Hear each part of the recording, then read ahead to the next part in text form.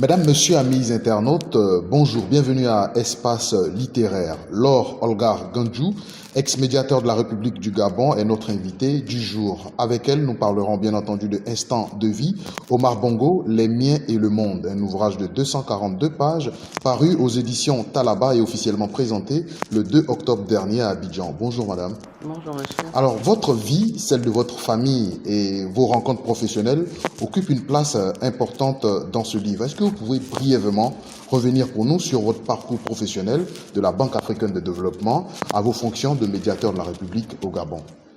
Je vous remercie tout d'abord de me donner l'occasion de présenter mon ouvrage aux abonnés de d'Abidjan.net à qui je souhaite plein succès.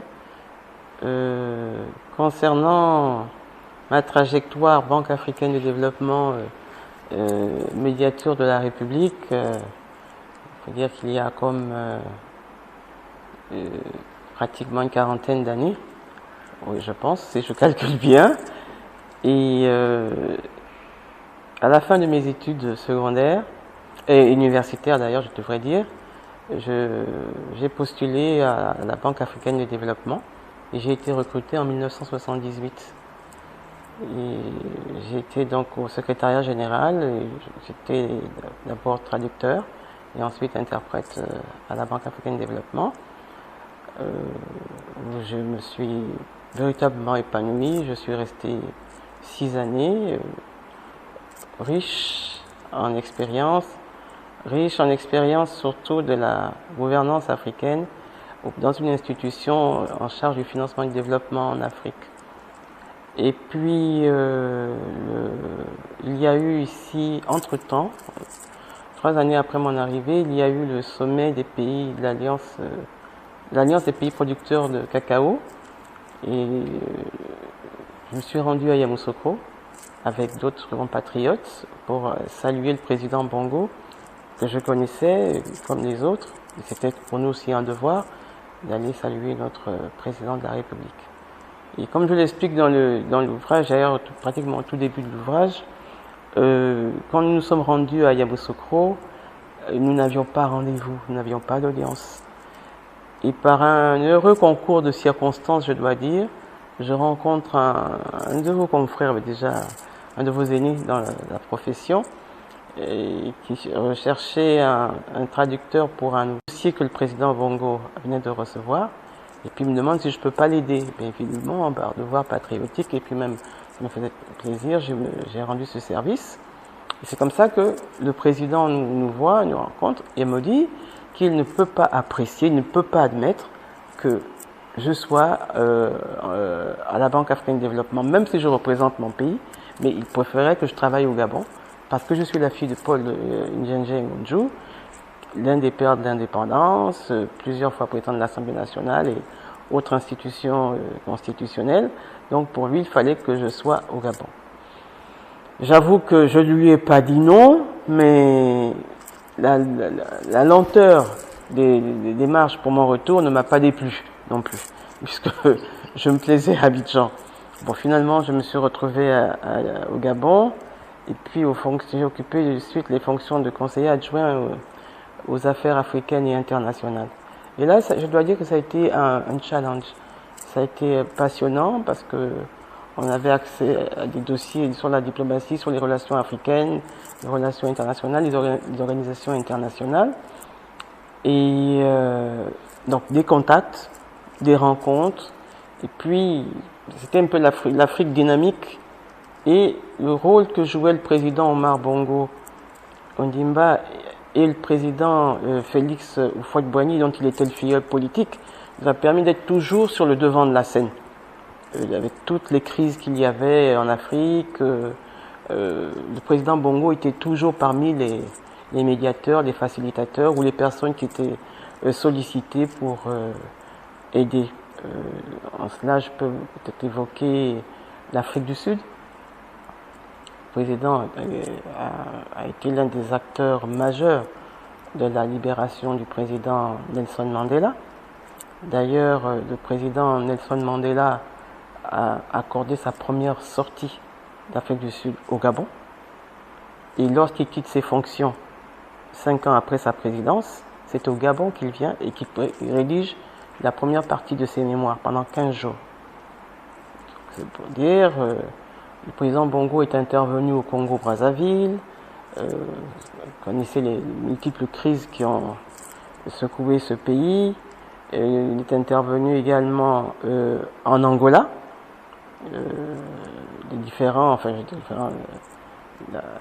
la guerre civile qui opposait Jonas Savimbi au président de Santos, donc l'UNITA et le MPLA, et même le FLEC, tout ce qu'il y avait l'enclave du Cabinda. Et ça nous a amené à sillonner un peu l'Afrique, au Congo, Kinshasa avec le président Mobutu. Nous sommes allés en Zambie pour ramener les deux parties. Et j'ai même été témoin de la première poignée de main entre Jonas Savimbi et le président dos Santos à Badolite. C'était la première fois qu'ils se serraient la main et qu'ils se sont dit plus jamais ça. Et je dois avouer que quand on entend plus jamais ça, on se dit il n'y aura plus jamais la guerre. Mais pour autant, je dois dire que quand on fait la paix au sommet, il faut aussi la faire à la base. C'est un peu ça. Donc, vous voyez un peu, ça a été. Et puis, bon, au fil du temps, j'ai occupé des fonctions de secrétaire général adjoint au Conseil des ministres. Et puis, le président Bongo, un jour, me dit que je deviens sa secrétaire particulière. Et là, comme je l'indique dans l'ouvrage, quand il me fait nommer en Conseil des ministres, ça a été l'une des nuits les plus courtes de ma vie. Parce que j'ai jamais été secrétaire de formation. Et pour moi, je me voyais devant une machine en train de taper des lettres et des choses comme ça. Voilà comment j'avais vu ça. Et puis je me suis dit, bon, de toutes les façons, comme je le vois le lendemain, j'allais lui expliquer que je ne pouvais vraiment pas accepter cette fonction parce que je n'aurais pas été utile. Et puis c'est le lendemain, d'abord il m'en a pas donné l'occasion, puisque lorsqu'il me reçoit, il y avait la plupart de ses proches collaborateurs, et c'était pour définir ma feuille de route. Et donc je me suis bien tenu de lui dire non devant tout le monde. Et puis, mais là, je découvrais un autre trait de caractère du président, c'est sa perspicacité. Parce que lorsqu'il a fini de me présenter ma feuille de route et que tout le monde est reparti vaquer à ses occupations, il m'a appelé. Il m'a dit, qu'est-ce que tu voulais me dire tout à l'heure? Donc là, j'avoue, bon, là j'ai été franche avec lui, je lui ai expliqué, il m'a dit non. J'ai dit non, mais maintenant j'ai compris, je sais quel est donc le contenu de ma mission. Et puis là, j'ai rempli des missions très intéressantes. Et je vais peut-être, parmi les missions intéressantes que j'ai eues à effectuer, et qui concerne même votre pays, c'est avec je rencontre le président Houphouët-Boigny au début des années 90. Nous venons ici en mission parce qu'il avait été traité de voleur. Et ça, par une personnalité politique, enfin à l'époque c'était un jeune professeur et autres qui s'appelle Laurent Gbagbo. Et le président Bongo en avait été outré, et comme je vous l'ai dit tantôt, c'est le filleul politique du président Félix Houphouët-Boigny, et il nous dépêche ici en mission pour venir pour dire le yako, hein, et puis se mettre à sa disposition pour voir comment il pourrait régler ce problème. Et là, il décide de faire venir le président, enfin monsieur Laurent Gbagbo à l'époque, il n'était pas encore président, et c'est une collègue qui connaissait monsieur Gbagbo en France, qui est chargée de le faire venir à Libreville. Et le président était, bon, il sympathise. Il sympathise, il essaie de tout faire pour le dissuader d'affronter le président Félix Houphouët-Boigny dans l'arène politique. Mais pour autant, le président ne réussit pas. Mais il fait en sorte de calmer les ardeurs. Et tout en calmant les ardeurs, il tenait le président Félix Houphouët-Boigny régulièrement informé de ce qui se faisait entre eux, quoi. Donc ça, c'était une personnalité que je rencontre. Évidemment, le président Alassane Ouattara, mais déjà, là, il était, à l'époque, il était directeur au FMI, directeur Afrique. On reviendra certainement sur les relations entre la Côte d'Ivoire et le Gabon, mais on l'a constaté, vous êtes certainement une auteure reconnaissante, un personnage et un témoin clé des faits marquants du passage de feu Omar Bongo à la tête du Gabon. Pourquoi finalement avoir décidé de rendre hommage à ce grand homme? Pourquoi maintenant? Alors, je pense que rendre hommage et faire preuve de gratitude, il n'y a pas de temps pour cela. Mais la question que vous me posez est pertinente pour moi. Comme je l'ai déjà exprimé, dans un contexte de tension politique grandissante. Et, comment dirais-je, surprise par l'indifférence affichée par des leaders qui pourraient aider à calmer ces tensions là où elles se produisent, je me suis dit, il serait peut-être bon de convoquer la mémoire du président Omar Bongo, mais en même temps, j'évoque le président Félix Houphouët-Boigny. Je me dis, il est peut-être temps qu'il y ait des leaders politiques, et là je me permets d'ouvrir une parenthèse. On peut occuper des fonctions politiques sans pour autant être un leader politique. Je fais la différence entre les deux. Et je me suis dit peut-être qu'il faudrait que quelque part titiller, inciter les autres à se dire quand ça brûle chez le voisin, il faut se préoccuper. Il faut faire comme faisaient les autres. Il ne faut pas hésiter, il ne faut pas, comment dirais-je, avoir peur de la critique. Les critiques, il y en aura forcément. Il faut agir pour la paix en Afrique. Il faut agir pour la paix parce que la paix est indispensable pour le développement de nos États. Alors, Ali Bongo a démontré qu'il maîtrise parfaitement le jeu politique tant au niveau africain qu'au niveau mondial. Pourtant, en 1994, il s'oppose vainement à la dévaluation du franc CFA. Est-ce que vous avez vécu cela comme un échec? Le président Omar Bongo s'oppose pour les raisons qui lui sont propres, parce qu'il était certain qu'il n'y aurait pas de mesures d'accompagnement de la dévaluation du franc CFA, et je ne pense pas qu'il se soit véritablement trompé. Ici, il est opposé farouchement. Le président Félix Houphouët-Boigny également, et vous remarquerez que la décision a été prise après le décès du président Félix Houphouët-Boigny. Si bien que le président Bongo était avec les quelques rares défenseurs du maintien de la parité. Alors aujourd'hui, vous racontez dans une partie du livre les visiteurs du palais du bord de mer. Est-ce que vous livrez pas des secrets d'État dans cette partie de votre livre? Pas du tout. Alors en 99, lors du premier coup d'État en Côte d'Ivoire, Laurent Gbagbo se trouvait au Gabon.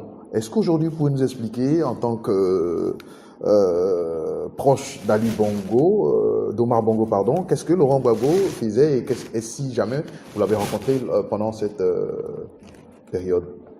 Vous avez dit le premier coup d'État et je prie pour que ce ne soit le seul coup d'État en Côte d'Ivoire, qu'il n'y en ait plus jamais. Alors, je dois dire, en 1999, le 2 décembre 1999, je pense exactement, le président Omar Bongo est à Paris et accorde une interview à la presse française. Et la question de la crise politique en Côte d'Ivoire lui est posée. Il intervenait déjà auprès des différents acteurs. Et le président Bongo avait dit, ce jour-là, il faut mettre de l'ordre dans la maison Côte d'Ivoire. C'est plus ou moins les propos qu'il avait tenus ce jour-là. Et quand l'interview est diffusée, comment dirais-je, l'artillerie lourde du PDCI RDA s'est mise en marche pour attaquer le président Omar Bongo Ondimba. Personne n'a cherché à savoir pourquoi le président Bongo l'avait dit et depuis Paris. Et puis, le président s'est tu au regard de cela. Et la machine, vraiment, l'artillerie lourde s'était véritablement emballée. Et il a dit de toutes les façons, moi j'ai parlé, maintenant s'ils ne veulent pas suivre, tant pis. Et le président, monsieur Alassane Ouattara, est arrivé à Libreville pour présenter ses excuses au président Bongo parce que les attaques étaient véritablement violentes, virulentes et même parfois inadmissibles. Nous sommes tous des Africains, il y a des limites dans ce qu'on peut dire et ne pas dire. Il est arrivé à Libreville, présenter des excuses, il a été reçu par le président, et puis il est parti. Et juste 24 heures, je pense qu'ils se sont croisés certainement dans les airs, 24 heures après, est arrivé Laurent Gbagbo à Libreville, pour également présenter ses excuses au président Bongo sur la manière dont il avait été traité par leurs adversaires politiques. Et le président Laurent Gbagbo est reçu le 24 décembre, à environ 10 heures, heure de Libreville. Et à chaque fois que le président recevait des personnalités de ce rang, nous ne dérangions pas le président, c'est tout à fait normal.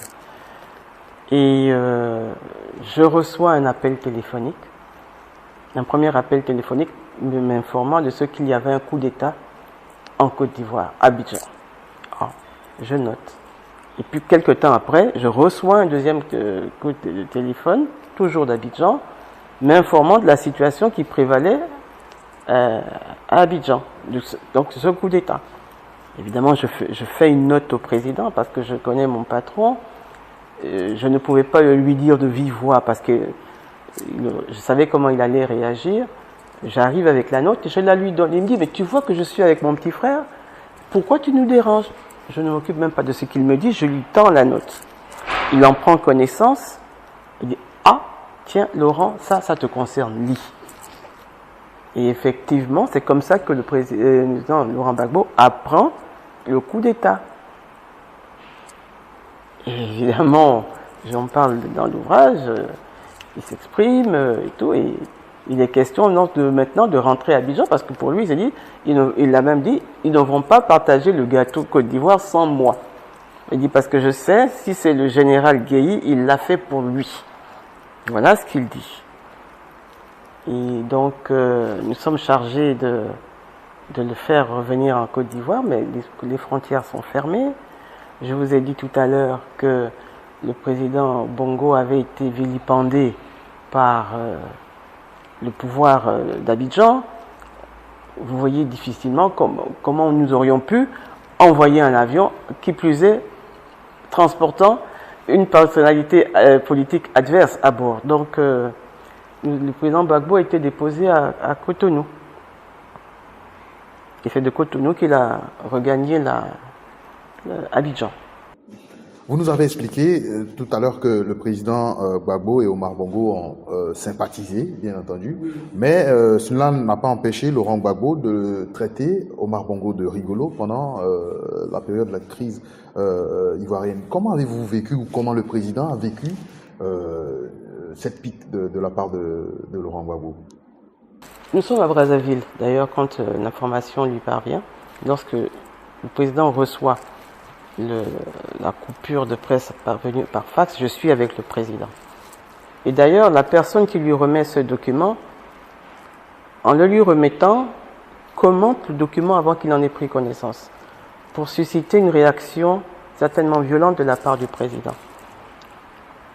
Le président prend connaissance du document et ne réagit pas. La personne ne comprend pas qu'il ne réagisse pas. Nous rentrons au Gabon, Libreville est en émoi, milieu politique, diplomatique, le parti politique, le nôtre, le Parti démocratique gabonais. Il y a même une grande marche qui est organisée pour manifester le mécontentement du peuple gabonais Donc, et c'est d'ailleurs même le président du Sénat, M. Georges Raviri, qui a même en avant de la marche qui est organisée. Le président ne dit toujours rien et puis la presse l'interroge. Il dit, vous savez, nous sommes en Afrique. Je suis le grand frère, lui est le petit frère. Et une personne qui vient toujours chez vous demander des conseils, elle ne viendrait pas demander des conseils à un rigolo. Bref, après il me dit, tu sais là, Laurent l'a fait exprès. Il veut m'écarter du jeu. Il voudrait plus que je me mêle de la crise ivoirienne, mais il ne me connaît pas bien. Donc, à ce moment, je comprends que le président me met en mission. Mais il ne m'a pas dit quoi. Et c'est moi qui appelle j'appelle Madame Sarata Touré Zirignon, qui est surprise de m'entendre d'ailleurs. Et quand elle m'entend, elle dit, Laure, c'est bien toi? Je dis, oui, c'est moi. Et puis, elle promet de me rappeler ce qu'elle fait. Et elle me dit elle me rappelle au bout de 2 heures. Et elle me dit qu'en fait, il est allé dire au président Laurent Gbagbo que Laure vient d'appeler. Et lui de dire, si c'est Laure qui appelle, l'affaire est réglée. Voilà ce qu'il dit. Et nous convenons de nous retrouver à Sirte, puisqu'il y avait le sommet quelque temps après, à Sirte, parce que nous ne voulions pas échanger le téléphone. Et nous nous retrouvons à Sirte avec Sarata. D'abord, pour essayer de comprendre ce qui s'est passé, et puis voir comment nous pourrions réconcilier nos chefs. Et surtout, ce qui aurait été très gênant, parce que ce point de la brouille entre Abidjan et Libreville était inscrit à l'ordre du jour du sommet des chefs d'État, nous l'aurions ressenti comme une humiliation. On ne peut pas imaginer le Gabon et la Côte d'Ivoire au tribunal de l'Union africaine. Et puis, Dieu faisant bien les choses, le jour de l'ouverture du sommet, j'accompagne le président. Donc, tout d'abord, les chefs d'État se retrouvent entre eux dans un salon. Et à ce moment, le président me demande d'aller transmettre un message à une personnalité qui était à l'extérieur de ce salon. Et c'est en allant vers cette personnalité, je ne sais pas si vous connaissez la salle de conférence, le palais de conférence de Sirte, il y a de grandes colonnes. J'entends quelqu'un m'appeler par mon prénom. Je me retourne, mais je ne vois personne. Je continue et j'entends toujours cette voix. Et je me retourne rapidement et je vois derrière une colonne une personne. Je me rapproche et pour voir que c'était qui? Le président Gbagbo. C'était assez hallucinant de voir ça. Il me dit, je me cache là, je n'ose pas rentrer. Où est le grand frère?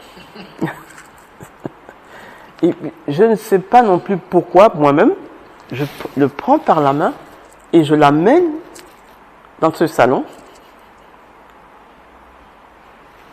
Les portes s'ouvrent et puis les chefs d'État sont là. Il y en a, le président Sassou et le président Compaoré, si je n'ai bonne mémoire, qui me voient et qui voient cette image-là et qui sont ahuris, évidemment.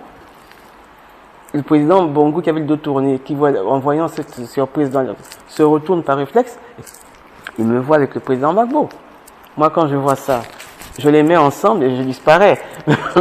Parce que je savais que là, j'aurais pu signer mon arrêt de mort. Mais j'avoue que, je le dis dans l'ouvrage, que j'ai prié entre le moment où je prends la main du président Gbagbo et que je le fais entrer dans la salle. Ils se sont enlacés, se sont parlé, puis ils ont convenu de se voir.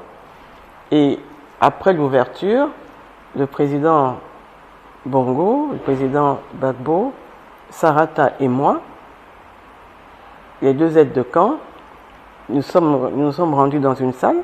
Et dans cette salle, il n'y avait que nous 4, les 2 chefs d'État et nous 2, comme ils ont dit, les réconciliatrices. Et puis ils se sont exprimés c'était plus le président Bongo qui s'exprimait que le président Gbagbo sur 47 minutes. Et le président Bongo. Vous vous en souvenez comme si Ah oui, bien sûr, parce que ce sont des moments marquants. Alors, le 19 septembre 2002, Oui. Omar Bongo vous demande d'appeler Alassane Ouattara. Oui. Pourquoi? Alors, nous étions au Brésil, à Salvador de Bahia plus précisément, et nous venions d'apprendre qu'il y avait comme une opération de liquidation à Abidjan. Et le président me demande d'appeler rapidement Alassane, parce que d'ici c'est ça, certainement qu'Alassane est menacé. Et j'ai Alassane Ouattara au téléphone qui me dit non, ça va, je viens d'avoir le ministre de la Défense, je pense qu'il s'appelait M. Kwasi à l'époque, et puis qu'il a promis donc des troupes pour venir le protéger. Et c'est M. Lida Kwasi. Et le président, je rencontre au président de l'entretien, il me dit non, c'est une erreur, dis-lui de ne pas accepter. Je n'ai plus la possibilité de rentrer en contact avec lui. Les lignes étaient coupées. Je pense que le président avait eu de l'intuition, effectivement, que c'était pas la meilleure protection dont il pourrait plus jouir à ce moment précis là. Et la suite, vous la connaissez. Aujourd'hui, vous connaissez quasiment tous les acteurs politiques en Côte d'Ivoire. On en sort d'une élection. Quel est votre regard sur la situation sociopolitique en Côte d'Ivoire? Comme je l'ai dit sur un plateau de télévision, et je l'ai même dit à un autre de vos confrères, que la seule chose pour moi, c'est que il y ait le dialogue. Nous sommes dans le pays du président Félix Houphouët-Boigny. Je pense que nous devons doper la maturité politique. Et c'est cette maturité politique qui permettra aux uns et aux autres de comprendre quels sont les véritables enjeux pour la Côte d'Ivoire, pays phare de l'Afrique de l'Ouest. Et le seul maître mot pour moi, c'est le dialogue. Il y a eu une élection, il y a eu un vainqueur qui doit dérouler un programme, mais dans un climat de paix, et que chacun doit y mettre du sien. Chacun doit y mettre du sien. Chacun. Évidemment, dans la justice, dans la sécurité et avec la stabilité. Parce qu'il n'y a pas de paix sans justice, il n'y a pas de paix sans vérité. Mais il faut qu'à un moment donné, on puisse restituer à la Côte d'Ivoire ses lettres de noblesse. Et il faut que tout le monde y contribue. Pas seulement les dirigeants politiques, mais même aussi la base. La classe politique gabonaise également est divisée, on peut le dire ainsi. Aujourd'hui, quel message vous pouvez envoyer à cette classe politique? Le même message que j'ai rendu public en mai 2016, que j'ai rendu public en avril-mai 2017, où j'exhortais les uns et les autres à se mettre autour d'une table. Parce que j'ai dit, d'ailleurs, vous pourrez trouver cela, que mon expérience de 25 ans auprès d'un artisan de la paix me commandait de les exhorter à se retrouver tous, filles et fils. Ça ne veut pas dire qu'il n'y ait pas dans le respect des différences, hein, chacun gardant sa différence politique, mais il faut penser que nous ne devons plus alimenter l'industrie de la guerre. Voilà. Alors celle de la paix, pour moi, oui. En 2019, vous décidez de quitter la scène politique alors que vous étiez médiateur de la République du Gabon. Est-ce parce que la politique, pour vous, est un jeu malsain? Je viens de vous parler des deux appels que j'ai lancés en mai 2016 et en mai 2017. Et ne constatons pas de part et d'autre, d'avancée ou de volonté réelle d'une partie de reconnaître qu'il y a un pouvoir en place qui a été élu, et de l'autre aussi peut-être de tendre la main pour discuter. Je me dis, je vais prendre du recul et puis observer de loin ce qui se passe et voir peut-être que c'est moi qui me trompais, peut-être que j'avais des œillères. Maintenant, les œillères, je ne les ai plus, elles sont sorties des yeux, pour voir un peu comment ça se passe, quoi. Je me dis, nous avons été des disciples du président Omar Bongo, Nous l'avons vu sur les théâtres des opérations en Afrique, œuvrer pour la paix, réconcilier les uns et les autres. Donc nous devrions peut-être être les meilleurs élèves et ceux qui continuent à donner l'exemple, quoi. Alors, on revient au livre, c'est un livre autobiographique. On dit de vous que vous êtes une dame de fer. Est-ce que vous vous reconnaissez dans cette description? Bon, c'est vrai que j'ai des principes, c'est vrai que j'ai mon franc-parler, je ne le cache pas. Si c'est ça être dame de fer, j'accepte. Oui. Vous résidez en ce moment à Abidjan. Pourquoi avoir décidé de replier, entre guillemets, sur Abidjan? Oh, c'est une longue histoire d'amour entre la Côte d'Ivoire et moi. Je n'étais pas né encore que les relations entre ma famille et la Côte d'Ivoire existaient. Je vais vous dire, il y a deux choses. La première, la marraine de mon père. Donc vous imaginez bien à quand ça remonte. Et Madame Joséphine Porquet. La famille Porquet, le Grand Bassam. Le premier lien vient de là. À l'époque, Monsieur Porquet s'était rendu au Gabon, exploitant forestier. Donc vous voyez, nous avons gardé ce lien-là. Le deuxième? Le deuxième, quand mon père est parlementaire, il est sénateur en France. Il rencontre plusieurs personnalités politiques. Monsieur le président Léopold Sédar Senghor, mais surtout le président Félix Houphouët-Boigny, à cause de cette relation que je viens d'ailleurs d'évoquer. Mon père était le fondateur du Bloc démocratique gabonais, l'ancêtre du Parti démocratique gabonais. Et le président, il adhère au Rassemblement démocratique africain.